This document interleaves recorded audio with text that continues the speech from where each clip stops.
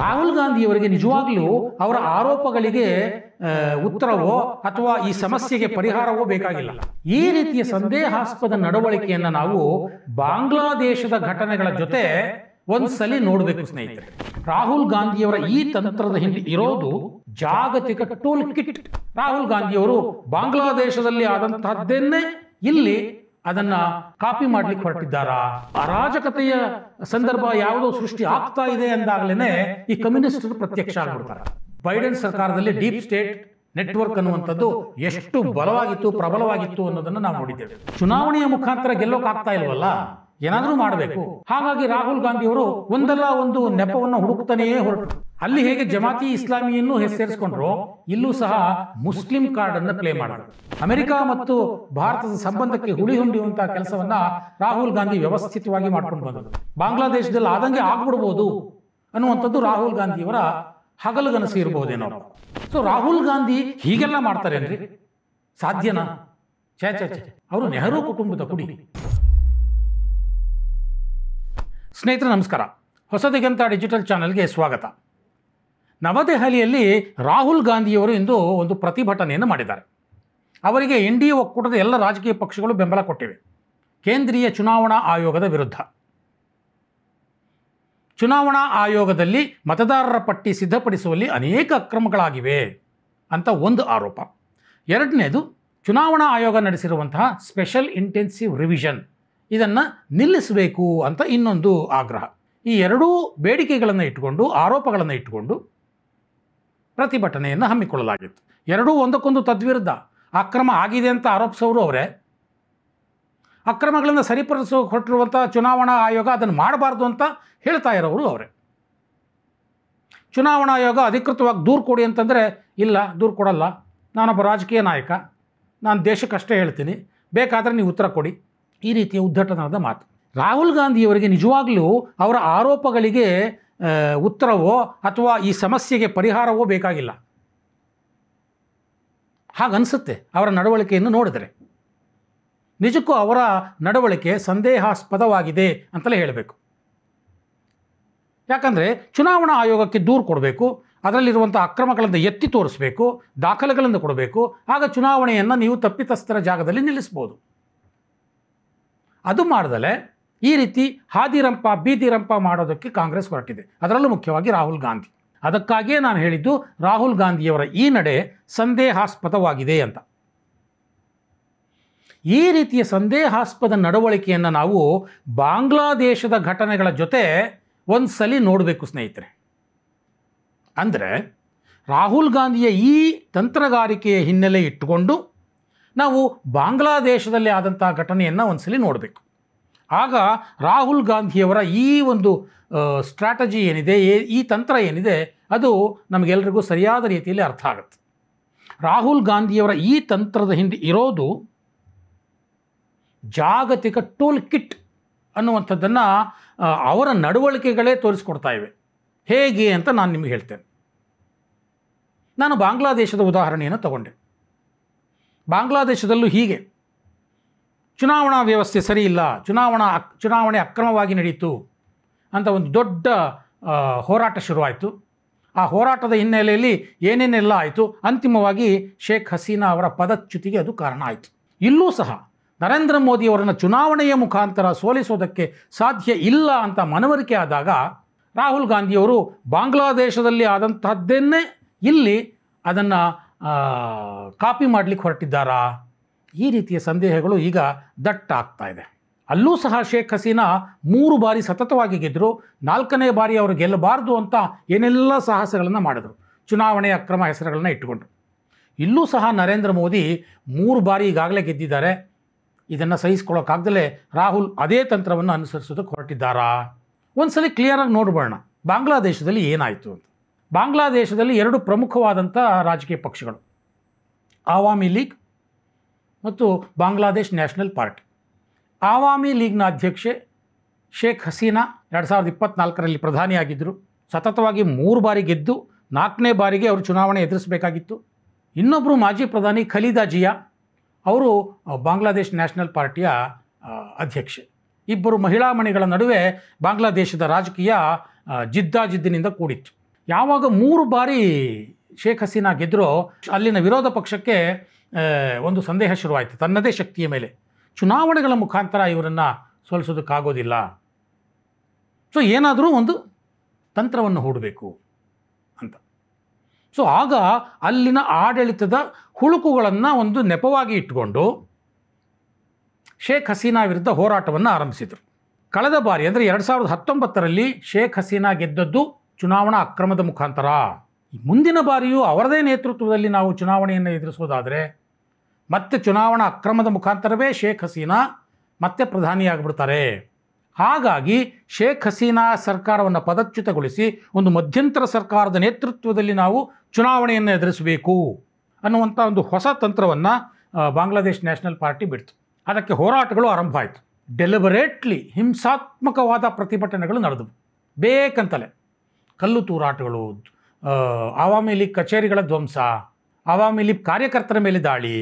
So ಯಾವಾಗ ಪ್ರತಿಭಟನೆ ಹಿಂಸಾರೂಪ ತಾಳುತ್ತೋ ಆಗ ಶೇಖ್ ಹಸೀನಾ ಸರ್ಕಾರ ವಿರೋಧ ಪಕ್ಷಗಳ ನಾಯಕರನ್ನು ಬಂಧಿಸೋದಕ್ಕೆ ಶುರು ಮಾಡ್ತು. ಯಾವಾಗ ಮಧ್ಯಂತರ ಸರ್ಕಾರ ಸ್ಥಾಪಿಸೋದಕ್ಕೆ ಶೇಖ್ ಹಸೀನಾ ಸುತರಾಂ ಒಪ್ಪೋದಿಲ್ಲ ಅಂತ ಗೊತ್ತಾಯಿತೋ ಆಗ ಅಲ್ಲೊಂದು ಹೊಸ ತಂತ್ರಗಾರಿಕೆ ಹುಟ್ಕೊಳ್ತು. ಸೊ ಅಂಥ ಒಂದು ಅರಾಜಕತೆಯ ಸಂದರ್ಭ ಯಾವುದೋ ಸೃಷ್ಟಿ ಆಗ್ತಾ ಇದೆ ಅಂದಾಗಲೇ ಈ ಕಮ್ಯುನಿಸ್ಟರು ಪ್ರತ್ಯಕ್ಷ ಆಗಿಬಿಡ್ತಾರೆ. ಅವರು ವಿಶ್ವದ ಎಲ್ಲ ಕಡೆ ಹೀಗೆಯೇ ಅರಾಜಕತೆಯ ಪಿತಾಮಹರು. ಅಲ್ಲೂ ಕೂಡ ರಾಜಕೀಯವಾಗಿ ಅವ್ರದ್ದು ಏನೂ ಮಹತ್ವ ಇಲ್ಲದೇ ಇದ್ದರೂ ಕೂಡ ಕಮ್ಯುನಿಸ್ಟರು ಸಹ ಬೀದಿಗಿಳಿದ್ಬಿಟ್ರು. ಅಲ್ಲಿ ಯಾವಾಗ ಕಮ್ಯುನಿಸ್ಟರು ಇಳಿದ್ರೋ, ಯಾವಾಗ ಶೇಖ್ ಹಸೀನಾ ರಿಜಿಡ್ ಆದರೋ ಆಗ ಅಲ್ಲಿ ಖಲೀದಾ ಜಿಯಾ ಅವರನ್ನು ಬಂಧಿಸಿಬಿಟ್ರು. 17 ವರ್ಷಗಳ ಕಠಿಣ ಶಿಕ್ಷೆ, ಯಾವುದೋ ಹಳೆಯ ಒಂದು ಹತ್ಯೆ ಯತ್ನದ ಕೇಸ್ನಲ್ಲಿ ಒಳಗೋಗ್ಬಿಟ್ರು ಖಲೀದಾ ಜಿಯಾ. ಅವರ ತಮ್ಮ ತಾರಿಕ್ ರೆಹಮಾನ್ ದೇಶ ಬಿಟ್ಟು ಓಡೋದ್ರು ಲಂಡನ್ಗೆ. ಆಗ ಕಮ್ಯುನಿಸ್ಟರು ಅಮೆರಿಕಾದ ಡೀಪ್ ಸ್ಟೇಟ್ ಜೊತೆ ಒಂದು ನೆಟ್ವರ್ಕನ್ನು ಬೆಳೆಸ್ತಾರೆ. ನೋಡಿ, ಇಲ್ಲಿ ಬಾಂಗ್ಲಾದೇಶದಲ್ಲಿ ಒಂದು ರೀತಿ ಅರಾಜಕತೆ ಸೃಷ್ಟಿ ಆಗ್ತಾ ಇದೆ, this is the right time. ಕಮ್ಯುನಿಸ್ಟರಿಗೆ ಒಂದು ರೀತಿ ಖುಷಿ, ಈ ಥರದ ಸನ್ನಿವೇಶಗಳಲ್ಲಿ ತಾವು ಆ್ಯಕ್ಟಿವ್ ಆಗಿಬಿಡ್ಬೋದಲ್ಲ ಅಂತ. ನೀವೇನಾದರೂ ಮಾಡಿ ಒಂದು ಪಾನನ್ನು ಇಲ್ಲಿ ಉರುಳಿಸಬೇಕು. ಬೈಡೆನ್ ಸರ್ಕಾರದಲ್ಲಿ ಡೀಪ್ ಸ್ಟೇಟ್ ನೆಟ್ವರ್ಕ್ ಅನ್ನುವಂಥದ್ದು ಎಷ್ಟು ಬಲವಾಗಿತ್ತು, ಪ್ರಬಲವಾಗಿತ್ತು ಅನ್ನೋದನ್ನು ನಾವು ನೋಡಿದ್ದೇವೆ. ಆಗ ಲೆಫ್ಟ್ ಲಿಬರಲ್ ಪ್ರಾಬಲ್ಯದ ಜಾಗತಿಕ ಮಾಧ್ಯಮಗಳು ಕೂಡ ಬರೆಯೋದಕ್ಕೆ ಶುರು ಮಾಡಿಬಿಟ್ವು. ಏನು, ಬಾಂಗ್ಲಾದೇಶದಲ್ಲಿ ಚುನಾವಣಾ ಅಕ್ರಮಗಳು ಹಿಂದಿನಿಂದ ನಡೀತಾ ಬಂದಿವೆ, ಪ್ರಜಾಪ್ರಭುತ್ವ ಸತ್ತೋಗಿದೆ, ಅಲ್ಲಿ ಮುಂದಿನ ಚುನಾವಣೆಯನ್ನು ಇದೇ ಶೇಖ್ ಹಸೀನಾ ನೇತೃತ್ವದಲ್ಲಿ ಏನಾದರೂ ನಡೆಸಿದ್ರೆ ಅಲ್ಲಿ ಪ್ರಜಾಪ್ರಭುತ್ವ ಇನ್ನೊಂದಷ್ಟು ಅಧೋಪತನಕ್ಕೆ ಇಳಿದು ಬಿಡುತ್ತೆ.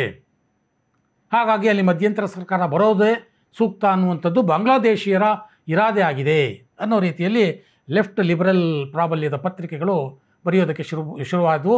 ಈ ಪತ್ರಿಕೆಗಳೆಲ್ಲವೂ ಸಹ ಚೀನಾದ ಬಗ್ಗೆ ಅತ್ಯಂತ ಸಹಾನುಭೂತಿಯನ್ನು ಹೊಂದಿರುವಂಥದ್ದು ಅನ್ನೋದನ್ನು ನಾನು ಮತ್ತೆ ಬಿಡಿಸಿ ಹೇಳಬೇಕಾಗಿಲ್ಲ.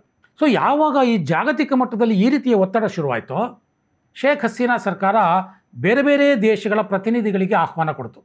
ಏನು, ಇಲ್ಲ ನಾವು ಹಾಗೆ ಮಾಡ್ತಾ ಇಲ್ಲ, ನಮ್ಮ ಚುನಾವಣಾ ವ್ಯವಸ್ಥೆ ಪಾರದರ್ಶಕವಾಗಿದೆ, ಬೇಕಾದರೆ ನೀವು ಬನ್ನಿ ನೋಡಿ. ಅವ್ರನ್ನೆಲ್ಲ ಕರೆಸ್ಕೊಳ್ತು. ಚುನಾವಣಾ ಸಂದರ್ಭದಲ್ಲಿ ಒಂದಷ್ಟು ಗಲಭೆಗಳು ಆದವು, ಅದರಲ್ಲೂ ವಿರೋಧ ಪಕ್ಷಗಳು ಸಾಕಷ್ಟು ಗಲಭೆಗಳಾದವು. ಯಾವಾಗ ಮಧ್ಯಂತರ ಸರ್ಕಾರ ಸಾಧ್ಯವೇ ಇಲ್ಲ ಅಂತ ಆಯಿತೋ ಆವಾಗ ಬಾಂಗ್ಲಾದೇಶ್ ನ್ಯಾಷನಲ್ ಪಾರ್ಟಿ ಚುನಾವಣೆಯನ್ನೇ ಬಹಿಷ್ಕಾರ ಮಾಡಿಬಿಡ್ತು. ನಾವು ಚುನಾವಣೆಯಲ್ಲಿ ಭಾಗವಹಿಸೋದಿಲ್ಲ.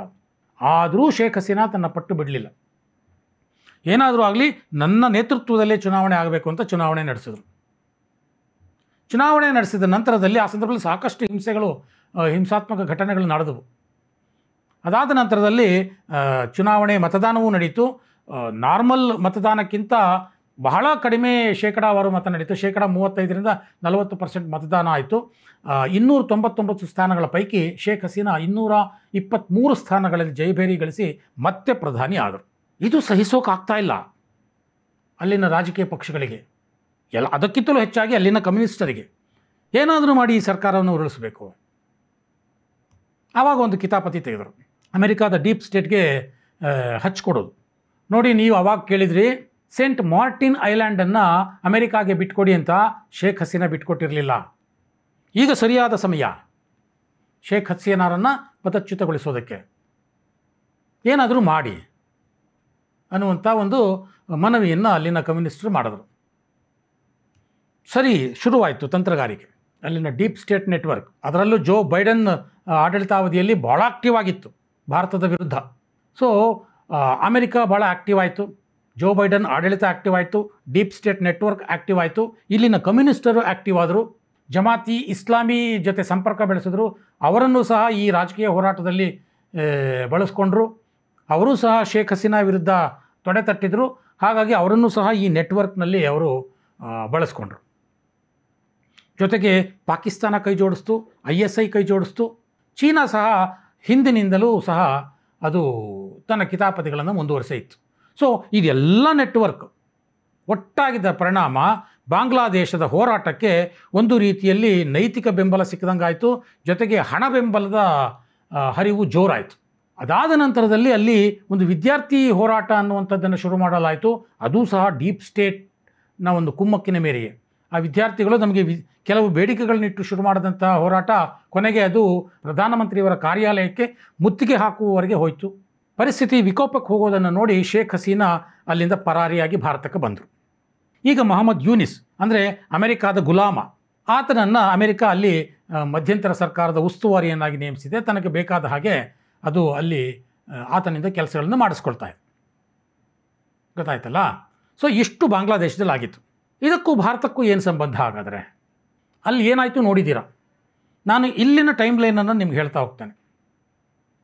2019 ಚುನಾವಣೆಯ ಸಂದರ್ಭದಲ್ಲಿ ಇಲ್ಲೂ ಸಹ EVM ಗುಲ್ಲೆಪ್ತು. ಎಲೆಕ್ಟ್ರಾನಿಕ್ ವೋಟಿಂಗ್ ಮಷಿನ್ಗಳಲ್ಲಿ ಅಕ್ರಮಗಳನ್ನು ಮಾಡಿಬಿಡ್ತಾರೆ.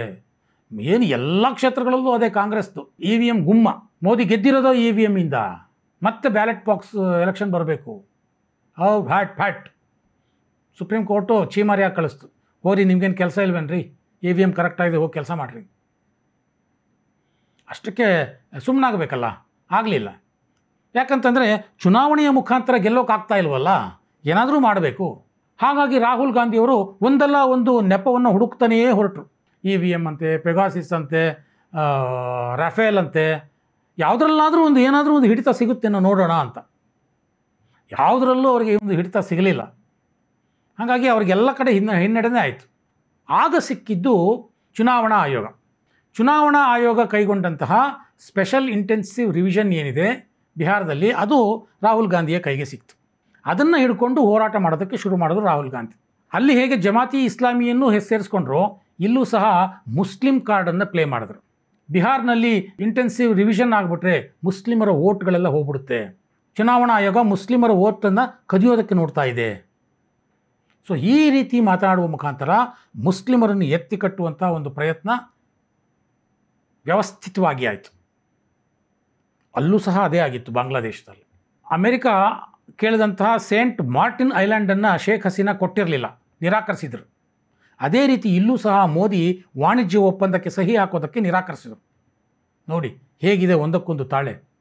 ಇದೇ ಸಂದರ್ಭವನ್ನು ಉಪಯೋಗಿಸಿಕೊಂಡು ಅಮೆರಿಕ ಮತ್ತು ಭಾರತದ ಸಂಬಂಧಕ್ಕೆ ಹುಳಿ ಹೊಂದುವಂಥ ಕೆಲಸವನ್ನು ರಾಹುಲ್ ಗಾಂಧಿ ವ್ಯವಸ್ಥಿತವಾಗಿ ಮಾಡ್ಕೊಂಡು ಬಂದರು. ನೀವು ಒಮ್ಮೆ ಹಿಂತಿರುಗಿ ನೋಡಿ ಗೊತ್ತಾಗುತ್ತೆ ಟ್ರಂಪ್ ವಿಚಾರದಲ್ಲಿ ಏನೇನೆಲ್ಲ ರಾದ್ಧಾಂತಗಳಾದವು ಅಂತ. ನರೇಂದ್ರ ಮೋದಿ ಬಾಯಲ್ಲಿ ಟ್ರಂಪನ್ನು ಸುಳ್ಳುಗಾರ ಅಂತ ಹೇಳಿಸೋದಕ್ಕೆ ಎಷ್ಟೆಲ್ಲ ಪ್ರಯತ್ನ ಪಟ್ಟರು.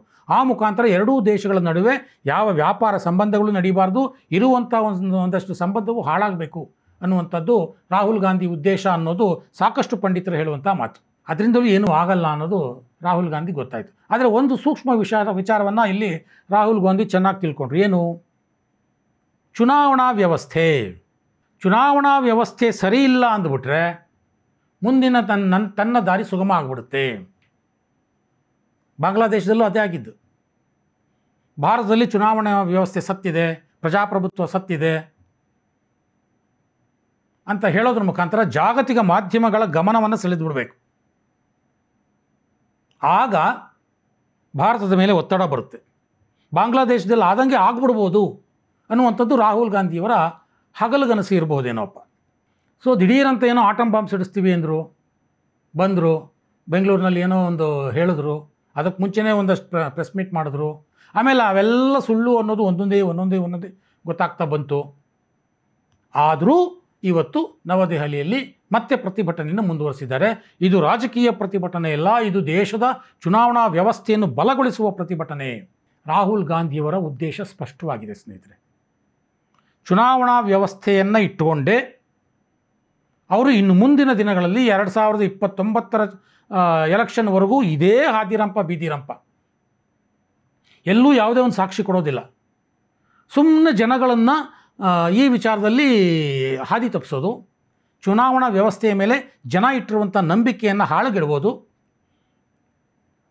ಮತ್ತು ಇಡೀ ಜನಸಮುದಾಯದಲ್ಲಿ ಗೊಂದಲವನ್ನು ಬಿತ್ತೋದು, ಆ ಮುಖಾಂತರ ಜಗತ್ತಿನ ಗಮನ ಸೆಳೆಯೋದು.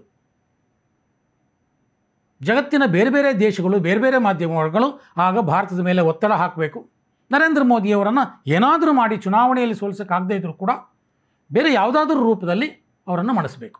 ಬಾಂಗ್ಲಾದೇಶದಲ್ಲಿ ಹೀಗೆ ಅಲ್ವಾಗಿದ್ದು. ಸೊ ರಾಹುಲ್ ಗಾಂಧಿ ಹೀಗೆಲ್ಲ ಮಾಡ್ತಾರೇನ್ರಿ? ಸಾಧ್ಯನಾ? ಛೇ. ಅವರು ನೆಹರು ಕುಟುಂಬದ ಕುಡಿ, ಸ್ವಾತಂತ್ರ್ಯಕ್ಕಾಗಿ ಹೋರಾಡಿದಂತಹ ನೆಹರು ಕುಟುಂಬದ ಕುಡಿ ಅವರು. ಹೀಗೆಲ್ಲ ಬೇರೆ ದೇಶಗಳ ಜೊತೆ ಅವರು ಕೈ ಜೋಡಿಸ್ತಾರಾ? ಇಲ್ಲೇ ಇರೋದು ಪಾಯಿಂಟ್. ಬಾಂಗ್ಲಾದೇಶದ ಒಬ್ಬ ಖ್ಯಾತ ಪತ್ರಕರ್ತ ಸಲಾಹುದ್ದೀನ್ ಅಂತ, ಅವರು ನೇರವಾಗಿ ಆರೋಪ ಮಾಡಿದ್ರು. ಏನಂತ? ರಾಹುಲ್ ಗಾಂಧಿಯವರು ಶೇಖ್ ಹಸೀನಾ ಅವರ ಪದಚ್ಯುತಿಗೂ ಮುಂಚೆ ಲಂಡನ್ನಲ್ಲಿ ಖಲೀದಾ ಜಿಯಾ ಅವರ ಸಹೋದರನನ್ನು ಭೇಟಿ ಮಾಡಿದರು. ಈ ಖಲೀದಾ ಜಿಯಾ ಅವರ ಸಹೋದರ ತಾರಿಕ್ ರೆಹಮಾನ್ ಅಂತ, ಅವರನ್ನು ಲಂಡನ್ನಲ್ಲಿ ಸೀಕ್ರೆಟಾಗಿ ಭೇಟಿ ಮಾಡಿದರು ರಾಹುಲ್ ಗಾಂಧಿ. ಅಂದರೆ ಬಾಂಗ್ಲಾದೇಶದಲ್ಲಾಗುವಂಥ ಎಲ್ಲ ಘಟನೆಗಳು ಸಹ ರಾಹುಲ್ ಗಾಂಧಿಗೆ ಮುಂಚೆಯೇ ಗೊತ್ತಿತ್ತು. ಇದೇ ತಾರಿಕ್ ರೆಹಮಾನ್ ಢಾಕಾದ ಬೀದಿಗಳಲ್ಲಿ ನಿಂತುಕೊಂಡು ಭಾರತದ ವಿರುದ್ಧ ಹೋರಾಟವನ್ನು ರೂಪಿಸಿದವನು. ಭಾರತವನ್ನು ತೊಲಗಿಸಿ ಬಾಯ್ಕಾಟ್ ಇಂಡಿಯಾ ಅನ್ನುವಂಥ ಚಳುವಳಿಯನ್ನು ರೂಪಿಸಿದವನು. ಇವರು ರಾಹುಲ್ ಗಾಂಧಿಯವರು ಅವನ ಜೊತೆ ಹೋಗಿ ರಹಸ್ಯ ಭೇಟಿ ಮಾಡ್ತಾರೆ. ಅಷ್ಟೇ ಅಲ್ಲ, ಇವರು ಈ ಹಿಂದೆ ಅಮೆರಿಕಾಗೆ, UK ಹೋದಾಗ ಯಾರ್ಯಾರನ್ನು ಭೇಟಿ ಮಾಡಿದ್ರು, ಏನೇನು ಮಾತಾಡಿದ್ರು, ಭಾರತದಲ್ಲಿ ಪ್ರಜಾಪ್ರಭುತ್ವ ಸತ್ತೋಗಿದೆ, ಯುರೋಪಿಯನ್ ದೇಶಗಳು, ಅಮೆರಿಕ ಮಧ್ಯಪ್ರವೇಶ ಮಾಡಬೇಕು ಅಂತ ಗೋಗರ್ದಿದ್ರು. ಬರೀ ಗೋಗರ್ದಿಯವ್ರದ್ದಷ್ಟೇ ಅಲ್ಲ, ಯಾರ್ಯಾರನ್ನು ಭೇಟಿ ಮಾಡಿದರು. ಇಲಾನ್ ಓಮರ್ ಒಬ್ಬ ಹಿಂದೂ ದ್ವೇಷಿ ಕಾಂಗ್ರೆಸ್ ಸಂಸತ್ ಸದಸ್ಯೆ.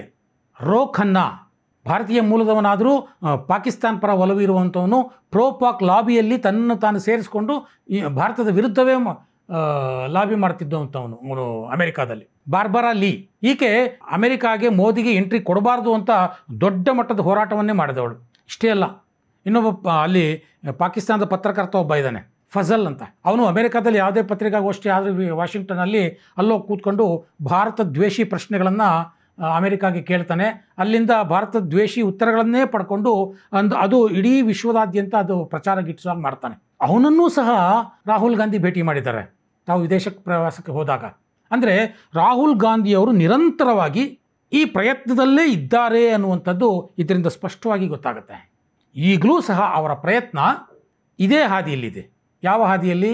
ಬಾಂಗ್ಲಾದೇಶದಲ್ಲೇ ಆಗಿದ್ದು ಇಲ್ಲೂ ಸಹ ಹಾಗೇ ಆಗುತ್ತೆ ಅಂತ ಪಾಪ ಅವರು ಕನಸು ಕಾಣ್ತಾ ಇದ್ದಾರೆ. ಹಾಗಾಗಿ ಪ್ರತಿಭಟನೆ ಮಾಡಿದ್ರು ನವದೆಹಲಿಯಲ್ಲಿ.